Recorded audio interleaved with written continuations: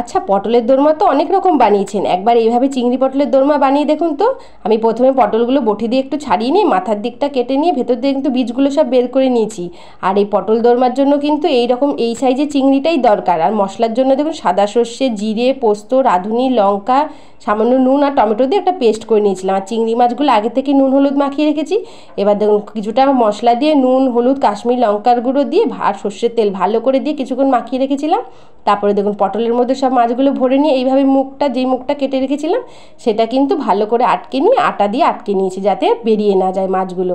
তারপরে দেখুন কড়াইতে কিন্তু তেল দিয়ে সব পটলগুলো ভেজে নিয়েছি। তখন কিন্তু গ্যাসটা হাই ফ্লেমে রাখতে হবে।